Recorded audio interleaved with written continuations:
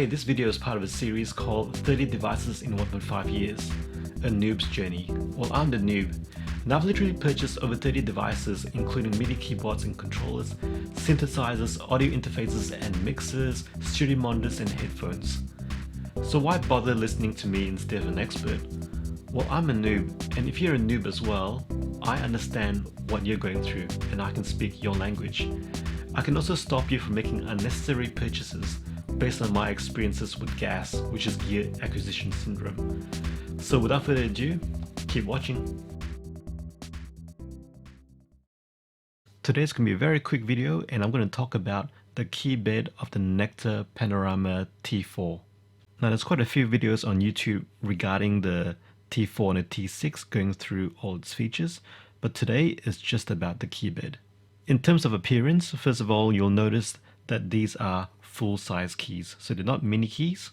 In fact, when I first got this keyboard, the keys actually looked a bit wider than normal, but I measured it using a ruler and I compared it with my Casio keyboard, and it's a standard full-size key size. Another thing you may notice is that this keybed is actually raised up above the keyboard itself, and you'll notice the same feature in the Panorama P4 and P6 models.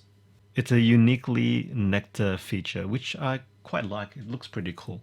So in terms of the specifications, this is a second generation synth action keybed. So it's not semi-weighted and it's not weighted. It has medium tension. It has 5 velocity curves you can choose from soft all the way to hard.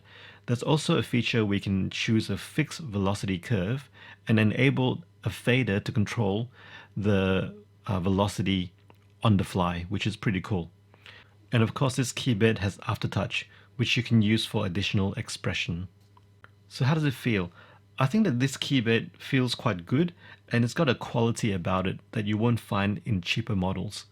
Now, I've had in the past cheaper models, for example, the Novation Launch Key 49 MK2, and they have synth action keys, and the keys just don't feel that good to me.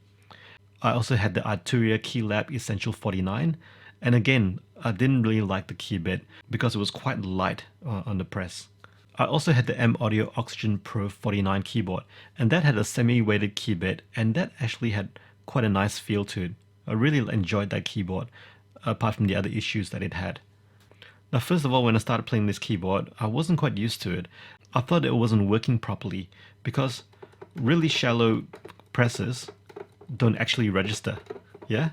But with the other keyboards I mentioned, especially the Novation and the Arturia, the lower end keyboards, when you press it lightly, it will sound. But this one doesn't, okay?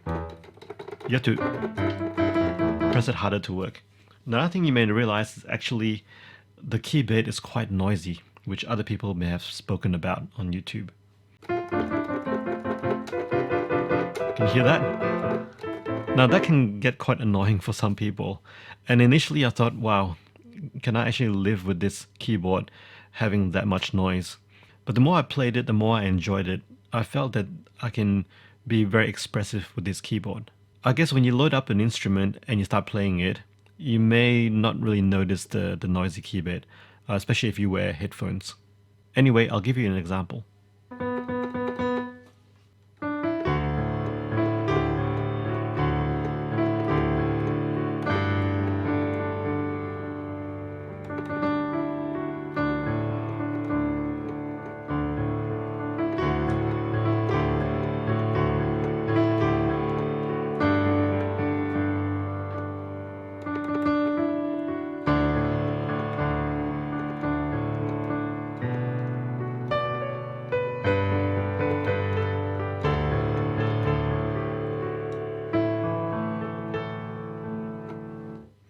So there you go, the Nektar Panorama T4 MIDI keyboard controller. I actually quite like the keys, apart from all the other really cool functions that it has. Thanks for watching.